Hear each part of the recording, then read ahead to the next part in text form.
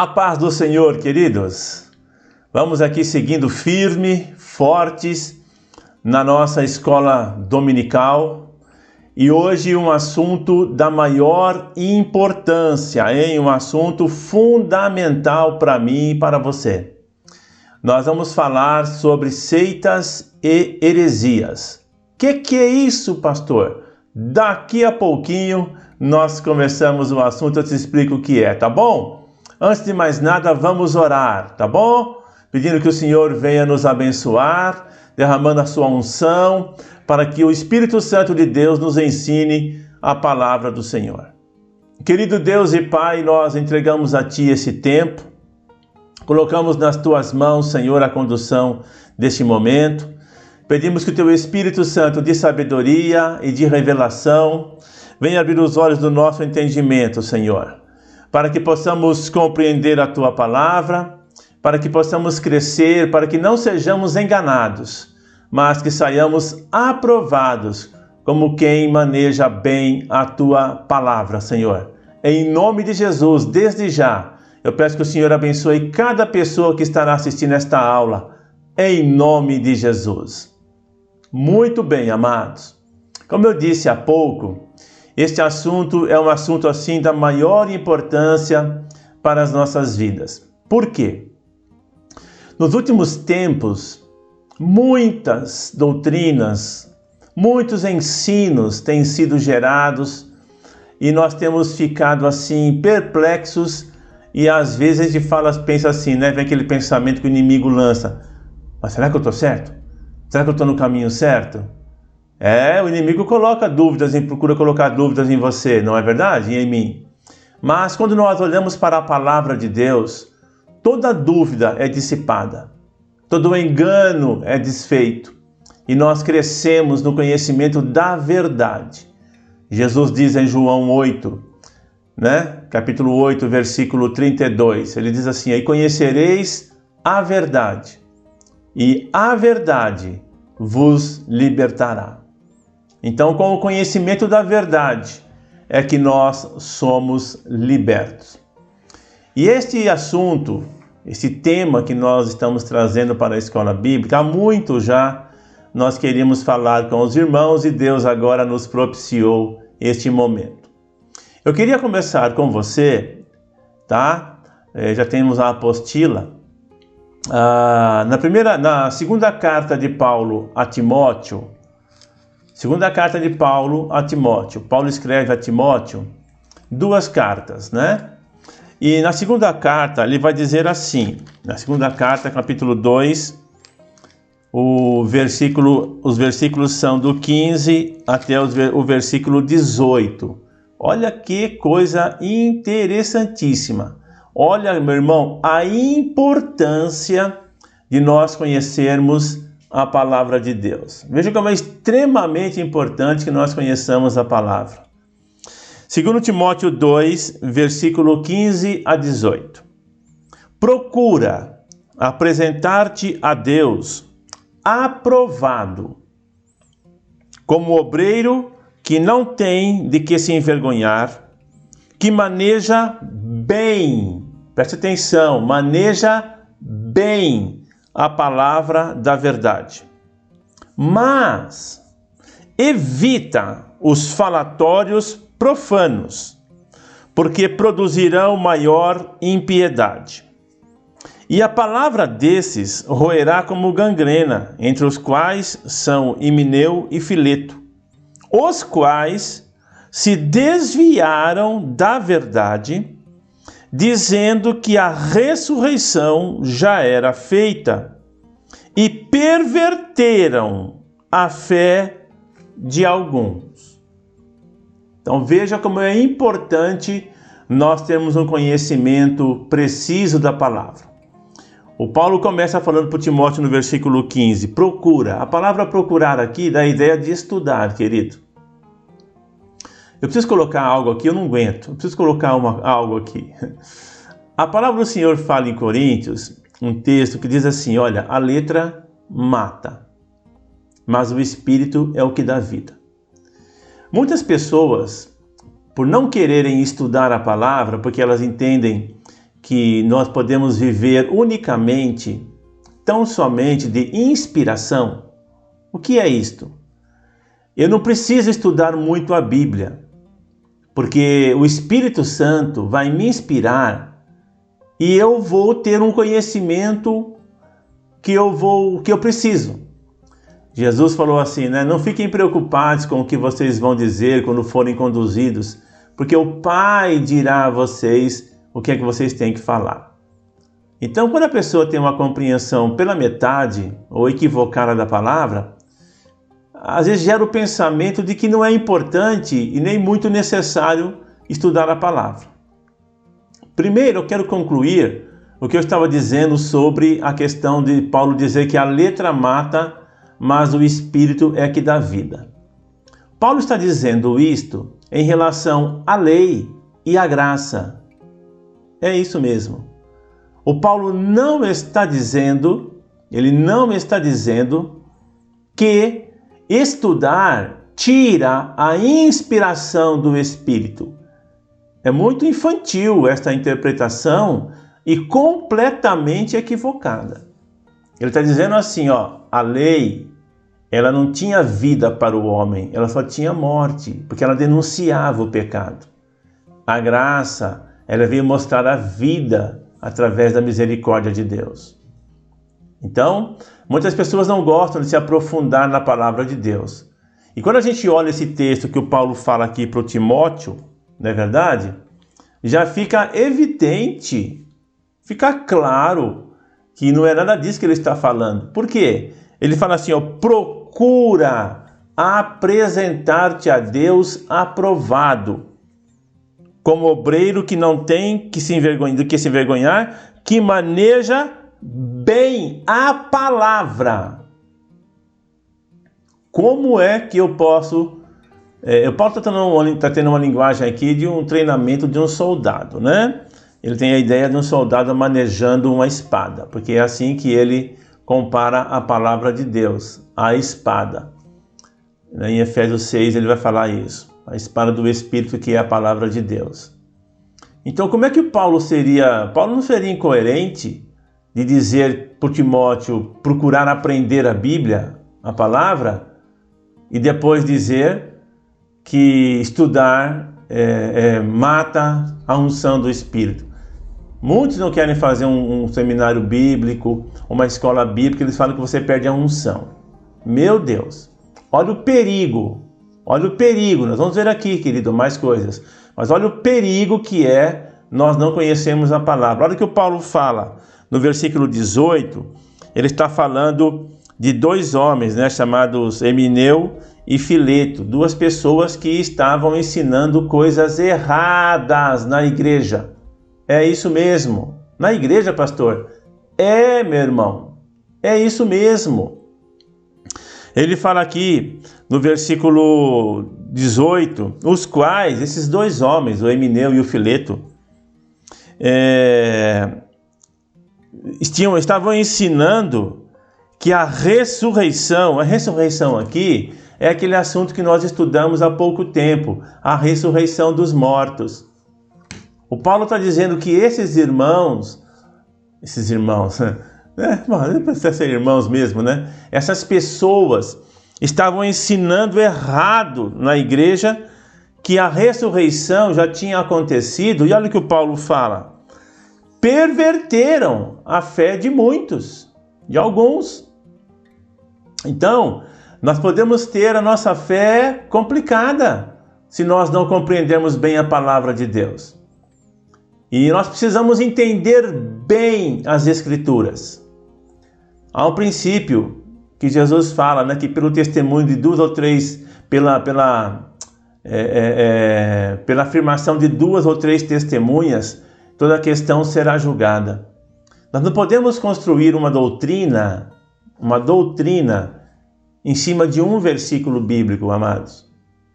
O princípio de interpretação bíblico é que nós tenhamos pelo menos de 2 a 3 versículos que falem e ensinem a mesma verdade de maneira uniforme, sem contradição. Então nós temos que conhecer bem as Escrituras. É muito comum você ouvir assim, pessoas pegarem algum texto e falarem assim, mas está na Bíblia. Sim, muitas coisas estão realmente na Bíblia. Mas para quem foi escrito? Em que período foi escrito? Qual o propósito em ter sido escrito? Não, pastor. O Paulo fala em Timóteo mesmo que toda a escritura é divinamente inspirada e útil para o ensino. Claro que é. Toda a Bíblia, desde o Gênesis até o Apocalipse, é a palavra de Deus. Toda ela, querido. Toda ela é inspirada por Deus. Mas existem coisas que foram escritas para um propósito momentâneo. Vou dar um exemplo para vocês. Hoje, nós não precisamos oferecer sacrifícios. Mas está na Bíblia que o povo oferecia sacrifícios. Está na Bíblia que nós temos que oferecer sacrifícios de louvor, na carta aos Hebreus. Então eu vou pegar um animal e sacrificá-lo porque está na Bíblia? Porque eles antigamente ofereciam? Não. Por quê? Porque a própria palavra fala que Jesus cumpriu todo aquele ato que para eles era literal, para nós era simbólico hoje. Jesus é o Cordeiro de Deus. Quando Jesus passa por João, no capítulo 1, de João fala assim, olha, pelo João Batista, ele fala assim, eis aí o Cordeiro de Deus que tira o pecado do mundo. Por que o João está dizendo isso?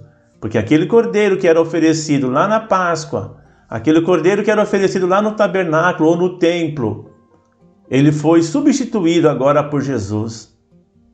Então tem coisas que foram escritas, mas não são para a nossa prática, é para o nosso ensino. Por isso que o Paulo fala aqui no versículo 16, ele diz assim, evita os falatórios profanos, porque produzirão maior impiedade. Daqui a pouquinho nós vamos ler um texto que o Paulo fala assim, que tem coisas que as pessoas ficam guardando dias, meses e anos. Ele fala assim, isso aí parece que tem algum proveito. Ele fala, mas isso é doutrina de homens. Nós vamos chegar lá, tá? Então é muito importante nós estudarmos a palavra de Deus para sabermos o que é bíblico primeiro. Primeiro, o que é bíblico. Segundo, se é para nós hoje. Tá bom? Porque tem coisas, como eu já disse, que foram feitas ou ordenadas para um período específico. Nós não estamos falando de mudança de conceito do que é pecado, dos princípios, dos valores de Deus. Estamos falando de algumas práticas, tá ok? Nós lemos 2 Timóteo 2, não é? Capítulo 2, versículo 15 a 18. Vamos ver o que está lá em 1 Timóteo. Primeira carta de Paulo a Timóteo, no capítulo 3. Abra comigo. 1 Timóteo, capítulo 3. Nos versículos... 1 Timóteo 1, versículos de 3 a 7, tá? 1 Timóteo 1, do 3 ao 7. Diz assim... Olha o que ele vai dizer. 1 Timóteo 1, espera que eu não cheguei lá. 3 a 7. Como te roguei, quando parti para a Macedônia, que ficasse em Éfeso, presta atenção aqui, para advertires a algum que não ensinem outra doutrina, nem se deem a fábulas ou a genealogias intermináveis, que mais produzem questões do que edificação de Deus, que consiste na fé. Assim eu faço agora. Ora, o fim do mandamento é o amor de um coração puro e de uma boa consciência e de uma fé não fingida.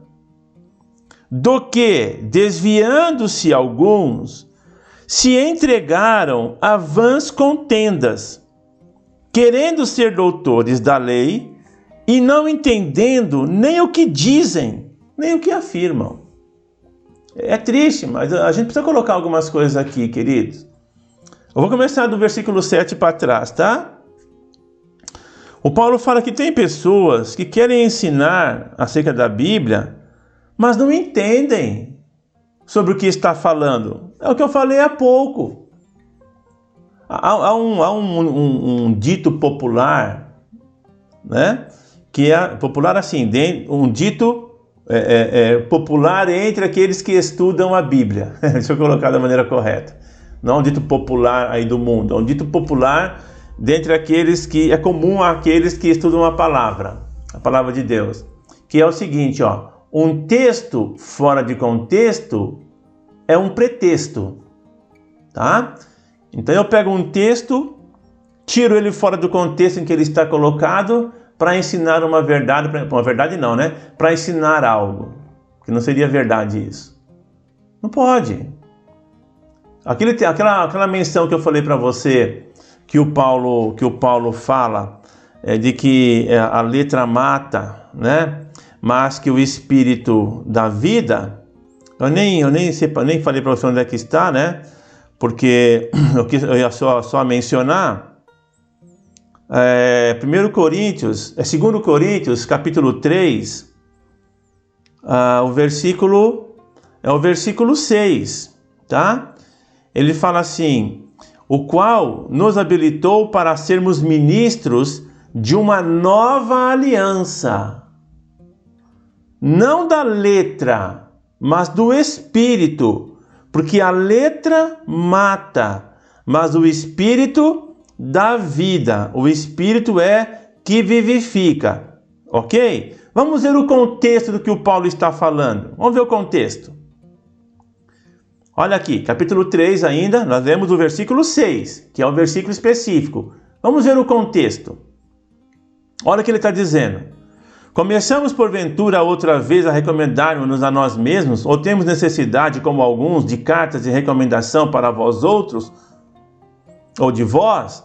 Vós sois a nossa carta escrita em nosso coração, conhecida e lida por todos os homens, estando já manifestos como a carta de Cristo, produzida pelo nosso ministério, escrita não com tinta, mas pelo Espírito do Deus vivente. Presta atenção agora. Não em tábuas de pedra, mas em tábuas de carne, isto é, nos corações. O que é que foi escrito em tábuas de pedra? Você sabe, a lei que Deus recebeu, né? Os mandamentos que Moisés recebeu de Deus.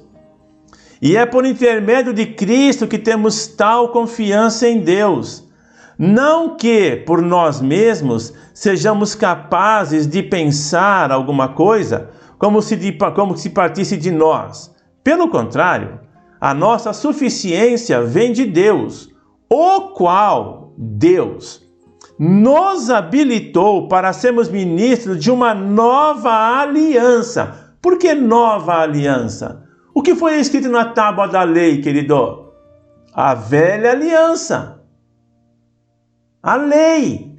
E qual é a nova aliança? Mas sendo ministro de uma nova aliança. Qual é a nova aliança? Jesus não pegou o cálice e não disse assim, este cálice é o cálice da nova e eterna aliança? Disse ou não disse? Por que nova? Porque é uma outra. Por que eterna? Porque não vai mudar mais. E qual é essa nova aliança? É a graça. Então o Paulo está dizendo que a letra, a lei, ela mata, mas a graça, ela dá vida. Viu como nós pegamos a palavra de Deus e agora a entendemos e não estamos como Paulo falou para o Timóteo aqui, né? Que algumas pessoas iriam falar de coisas que nem sequer sabem do que está escrito.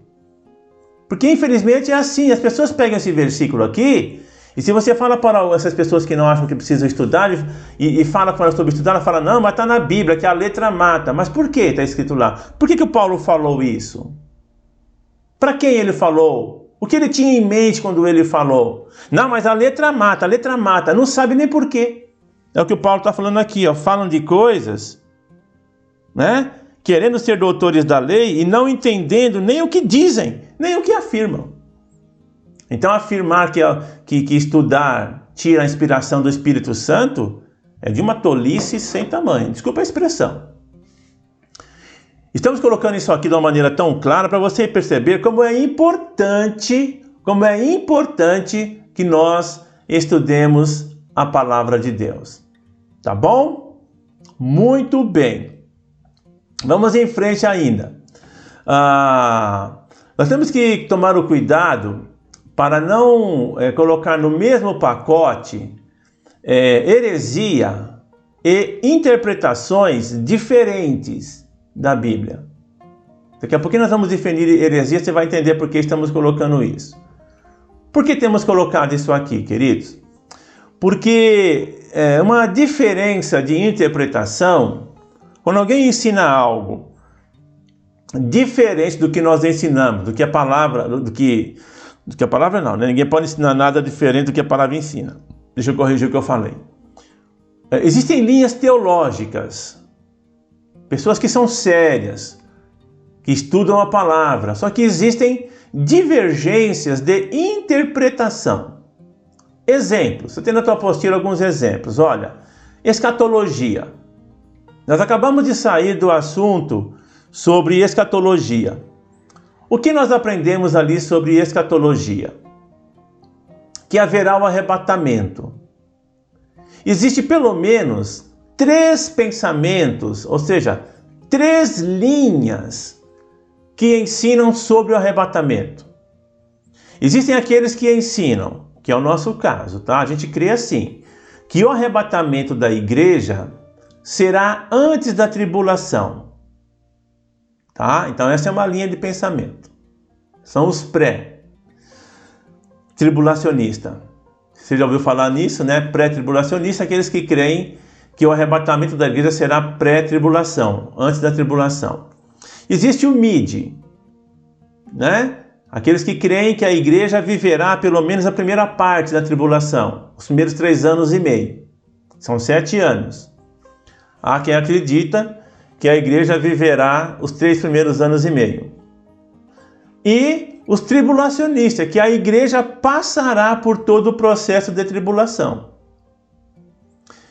Uma pessoa que ensina, como nós, que o arrebatamento será pré-tribulação, né? Antes da tribulação, pode ser considerado um herege, ou seja, aquele que ensina heresia por aquele que acha que a igreja vai passar pela tribulação? Não. E nem nós que cremos no pré-tribulacionismo podemos afirmar que quem ensina as outras 2 teorias são hereges. Não podemos afirmar.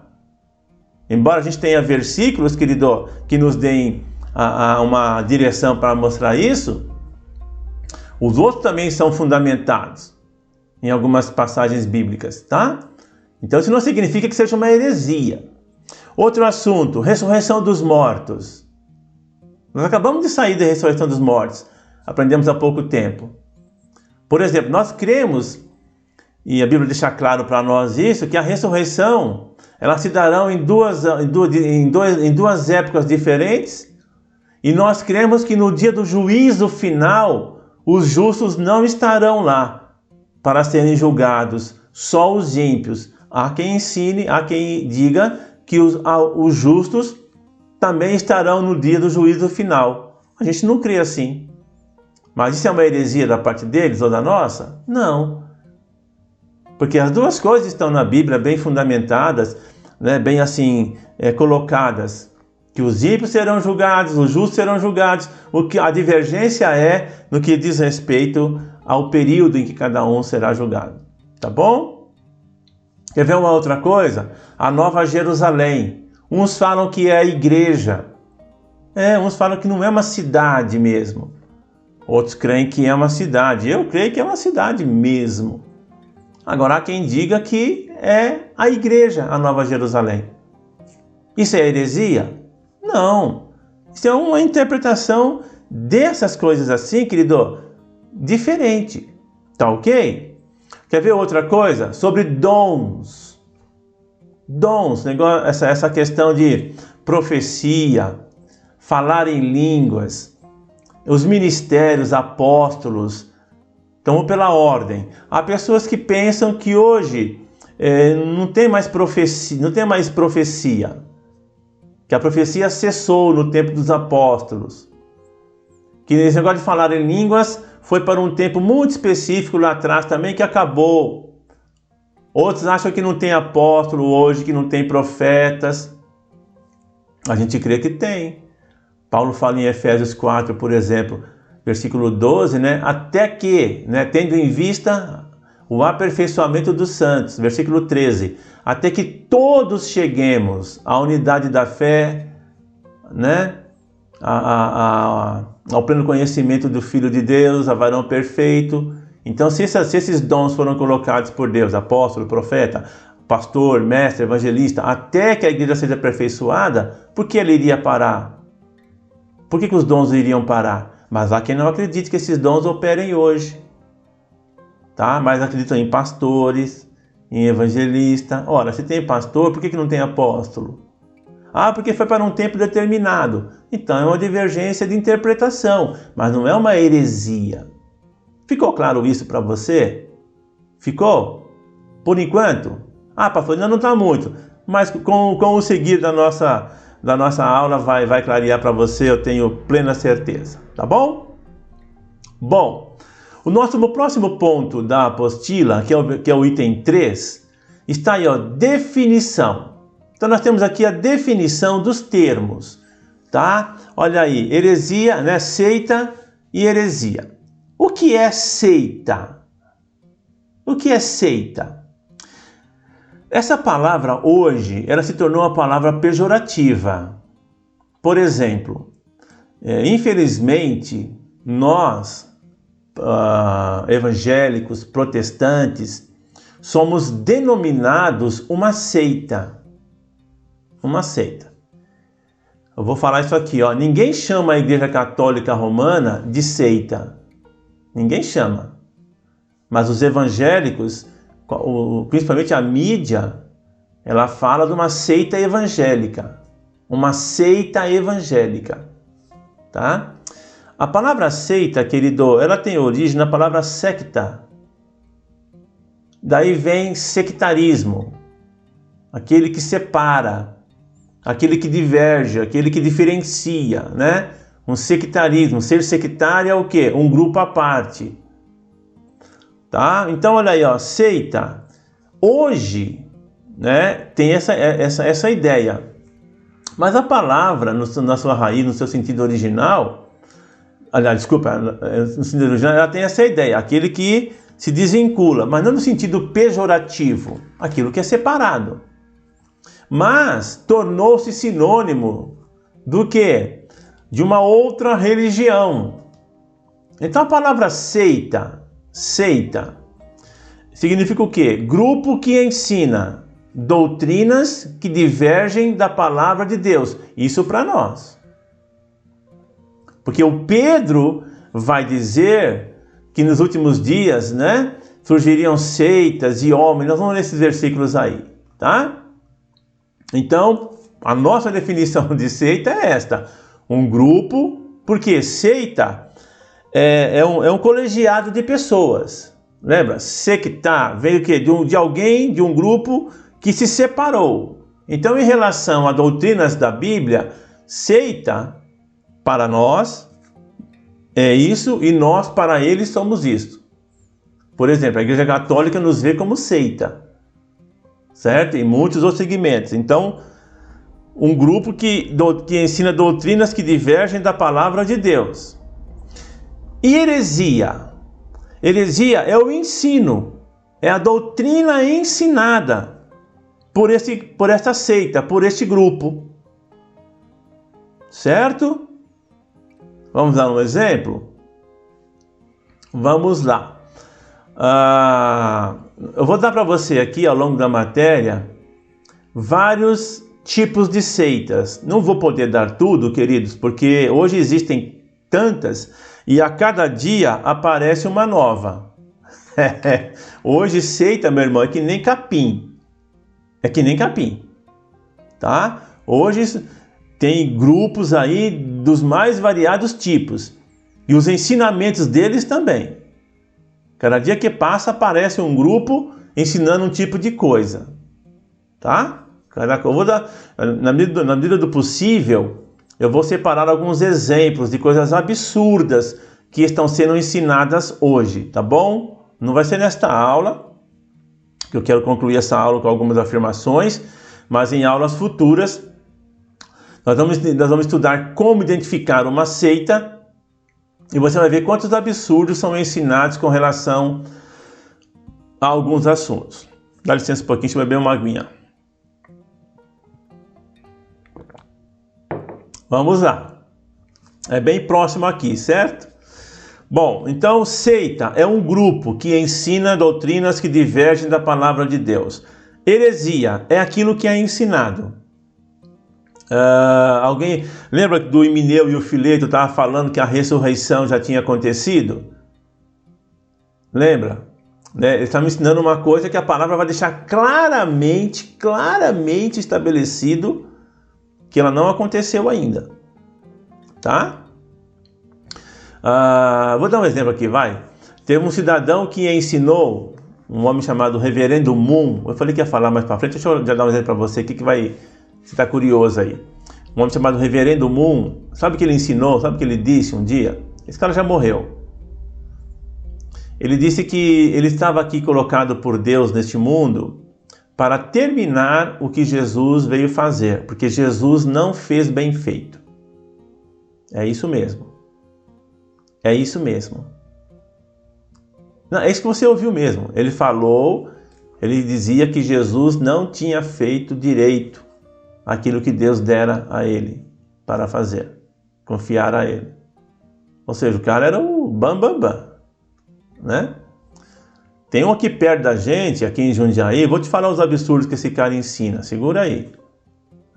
Bom, para quem tá vendo aí, né, online, de repente tá longe de Jundiaí, né? Mas de nós aqui tá bem perto. Bom, então seita é o grupo, heresia é o que esse grupo ensina. Item 4. Advertências na palavra de Deus sobre o surgimento de seitas, né? Geralmente homens que ensinariam heresias. Aqui eu vou gastar um tempinho com você, porque tem bastante versículos e eu quero ler bastante desses versículos aqui com você. Preciso ler. Bom, vamos começar então com a segunda carta de Pedro, capítulo 2, versículos de 1 a 3. Na segunda carta de Pedro, capítulo 2, versículo de 1 a 3, olha que coisa interessante já. O Pedro vai dizer-nos que haveria tempo em que surgiriam falsos mestres. Olha aí, falsos mestres. Lembra que o Paulo falou lá para Timóteo que pessoas ensinavam coisas que eles não entendiam? Longe da gente querer dizer que nós sabemos tudo, querido, pelo amor de Deus. Mas tem pessoas que ensinam coisas erradas, já tem a intenção de ensinar coisa errada. Versículo 1, de segunda carta de Pedro, capítulo 2, do 1 ao 3. E também, ele está prosseguindo no argumento, né? E também houve entre o povo falsos profetas. Já lá no Velho Testamento, havia os falsos profetas. O Jeremias teve que lutar contra uma par deles lá. O Miqueias. Se você ler os profetas menores e maiores, você vai ver quantos falsos profetas, principalmente no livro de Jeremias e no livro de Miqueias. Como houve falsos profetas, que houve entre o povo falsos profetas, como entre vós, olha aí, ó, haverá também falsos mestres ou doutores que introduzirão, colocarão ali no meio, né? Encobertamente, presta atenção nesse ponto, ele fala, surgirão homens, mestres, falsos mestres, que vão colocar de maneira encoberta heresias de perdição, ensinos de perdição. Olha o ponto que eles chegarão. Negarão o Senhor que os resgatou, trazendo sobre si mesmos repentina destruição, perdição.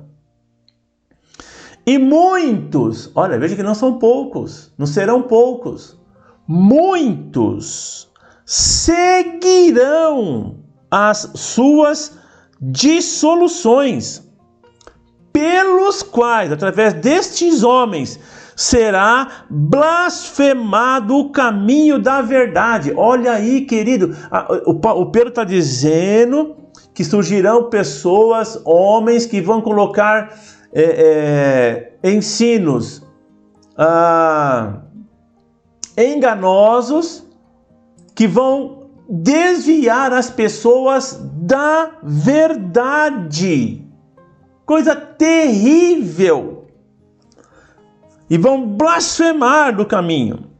E, não parou ainda não, por avareza, farão de vocês negócios com palavras fingidas, sobre os quais já de largo tempo não será tardia a sentença, e a sua perdição não demorará. Não demora. Meu Deus, que coisa séria o Pedro está falando para nós aqui. Que surgirão homens mentirosos. E olha o que ele me fala, vão colocar encobertamente, vão colocar de maneira sorrateira doutrinas para enganar as pessoas. Que horrível. Você não pode ser enganado, querido. Por isso que o Paulo fala para o Timóteo, procura, vai estudar para se apresentar a Deus aprovado, como obreiro que não tem a se envergonhar e que maneja bem a palavra da verdade. Você não pode ser enganado. Vamos mais? 1 Timóteo, capítulo 6. 1 Timóteo, o capítulo é o 6, do versículo 3 ao 5. 1 Timóteo 6, do verso 3 ao 5. Olha o que o Paulo vai dizer para o Timóteo. Se alguém ensina alguma outra doutrina, e se não conforma com as sãs palavras de nosso Senhor Jesus Cristo, e com a doutrina que é segundo a piedade, é soberbo, não sabe nada, mas delira acerca de questões e contendas de palavras, das quais nascem invejas, porfias, blasfêmias, ruins suspeitas, contendas de homens corruptos de entendimento, privados da verdade, cuidando que a piedade seja causa de ganho. Aparta-te dos tais. Tem pessoas que vão em lugares, não sabem nem o que está sendo ensinado. Multidões são levadas às vezes, queridos. E não sabe se está na Bíblia, se não está. E olha o que ele está falando aqui, ó. O Pedro já falou aquilo, que farão negócio, e o Paulo repete aqui para o Timóteo, olha, os caras vão fazer negócio de vocês. Qualquer semelhança não é mera coincidência, é fato. Hoje em dia está cheio de lugares que as pessoas vendem as bênçãos. Vendem as bênçãos. Eu vou falar uma coisa que talvez você vai ficar um pouquinho chateado, não sei. Mas fazem certos tipos de campanha que são verdadeiras aberrações bíblicas. E o povo vai e faz. Por quê? Estão sendo enganados. Olha o que o Paulo fala em 1 Timóteo, capítulo 4. Vamos voltar aqui um pouquinho. Versículo 1 e 2. Mas o Espírito diz expressamente que nos últimos tempos muitos se desviarão da fé, dando ouvidos a espíritos enganadores e a doutrina de demônios, pela hipocrisia de homens que falam mentiras, tendo cauterizada a sua própria consciência. Meu Deus! É importante ou não é estudar a palavra? É importante ou não é saber sobre seitas e heresias? Porque nós vamos falar aqui algumas coisas no que essas seitas creem. Agora tem umas que são declaradamente antibíblicas, mas tem algumas que é aquilo que o Pedro falou. algumas pessoas colocarão encobertamente algumas heresias. Amém? Muito bem. O assunto está tão bom, mas tão bom, que eu vou parar aqui com você. Ah, pastor, não para não. Não, vou parar. Por quê? Porque estamos chegando já no finalzinho da aula e eu quero ter mais tempo para poder falar com você sobre isso a partir da aula que vem. Então preste atenção. A palavra já nos adverte que nos últimos dias, pessoas, queridos, iriam nos procurar desviar da palavra ensinando mentiras. Que Deus nos guarde, que Deus nos proteja e que nós sejamos sóbrios e não sejamos enganados. Que Deus te abençoe e até a próxima aula.